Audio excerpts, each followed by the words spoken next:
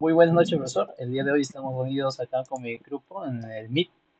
Se cuenta presente el equipo José Caro, Daniel Dana, Alexandra Vargas, Samuel Guamani y mi persona. En estos momentos no puedo prender cámara, pero voy a compartir el Google Docs donde acá mi estimado José Caro va a explicarnos cinemática directa. De acuerdo, buenas noches, profesor. En este caso, me toca explicar la parte de cinemática directa. Bueno, la cinemática directa nos ayuda a encontrar la posición y la orientación del efector final a partir de las articulaciones. Si nos ponemos en el caso para un brazo de 3 grados de libertad, tenemos dos ángulos son de rotación, una longitud de desplazamiento y dos longitudes que son en este caso de los brazos. Para la posición del efector final tenemos estas posiciones, en la cual en el eje X tenemos la longitud del brazo 1 multiplicado por el coseno del ángulo 1 más la longitud del brazo 2 por el coseno de la suma de los dos ángulos. Para el lado Y tenemos lo mismo, solamente que con senos, y en el eje Z tenemos la distancia, el desplazamiento de la tercera articulación.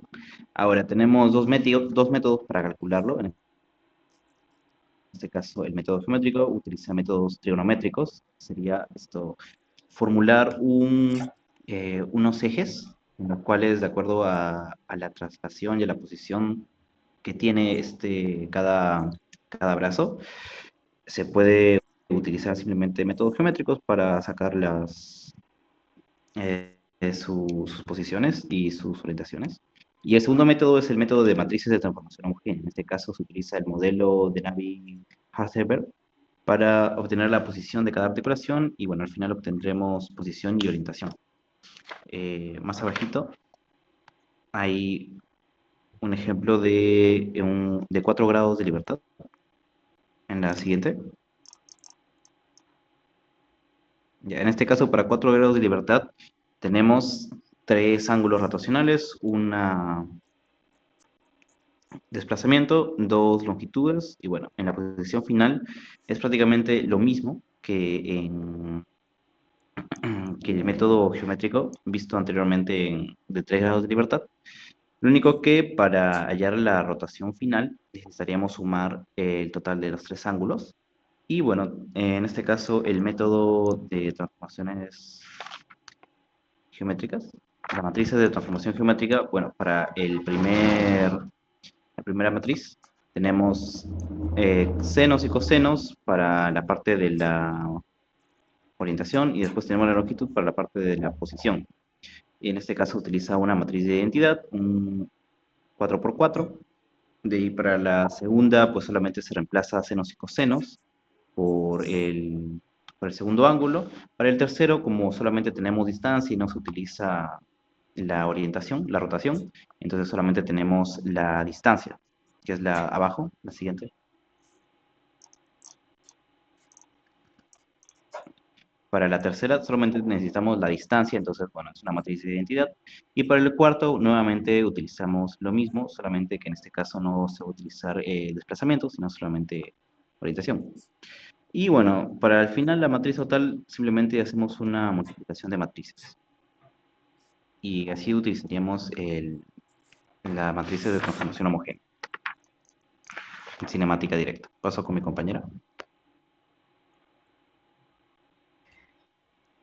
Bueno, continuamos con la cinemática inversa, primero con el método geométrico para la escala de 4 grados de libertad.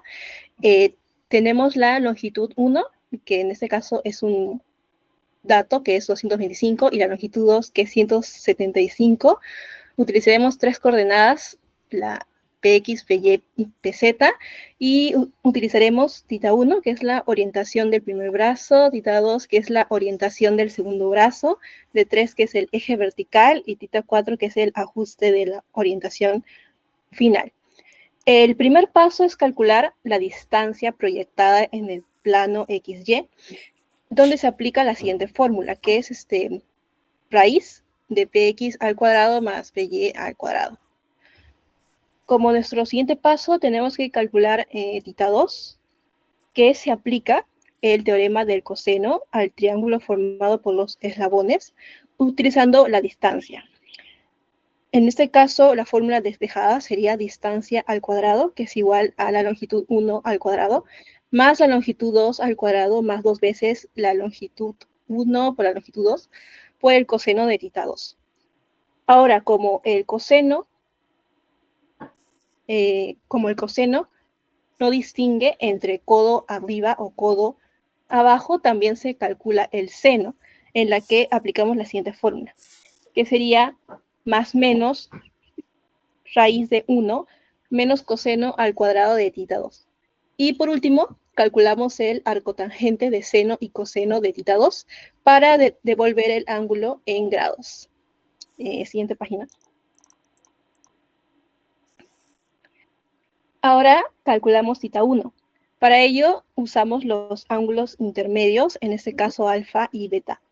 Alfa sería el ángulo de posición final respecto al eje X, que se calcula usando el arcotangente de PY sobre PX. Al igual que con θ 2, se aplica el teorema del coseno, ya que se forma un triángulo con los lados, longitud 1, longitud 2 y la distancia,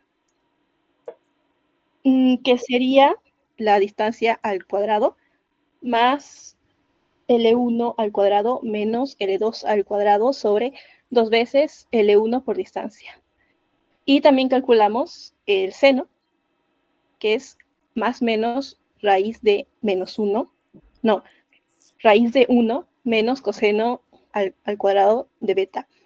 Y también para despejar beta, calculamos el arcotangente de seno sobre coseno.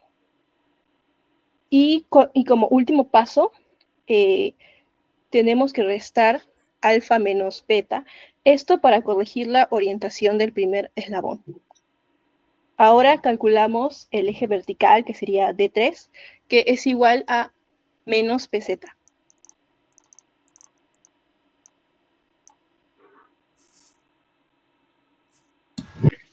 Bueno, a nosotros nos interesa hallar el θ4, sabiendo ya los cálculos de θ1 y 2 y también el dato de la orientación deseada del efector. θ4 es el ángulo de rotación del efector final respecto a la trama 3, necesario para que el efector tenga la orientación deseada, U, respecto a la base. Todas las rotaciones ocurren sobre el eje Z, por lo tanto, se puede representar con matrices de rotación en Z, como lo vemos en la pantalla.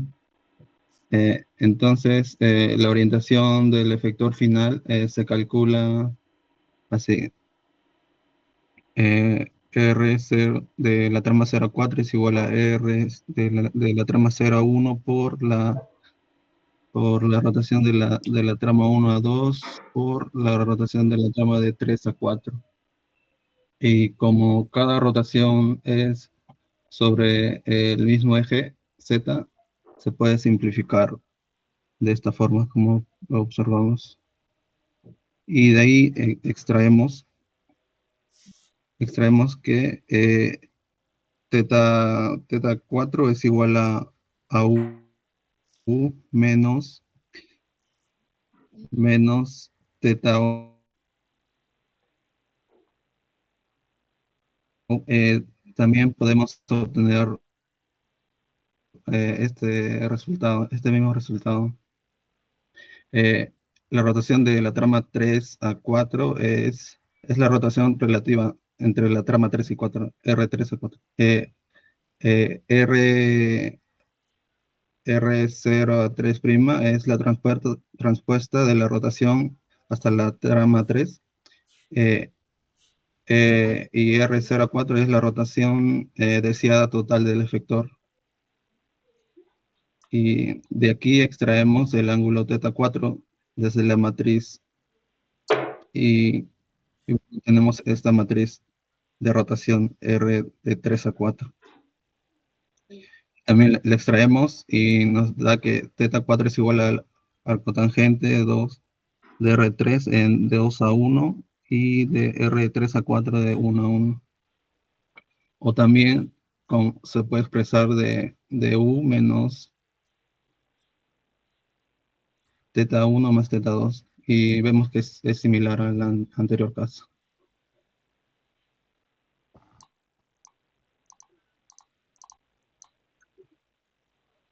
Ya para el siguiente parte voy a explicar lo que es el codo arriba y codo abajo.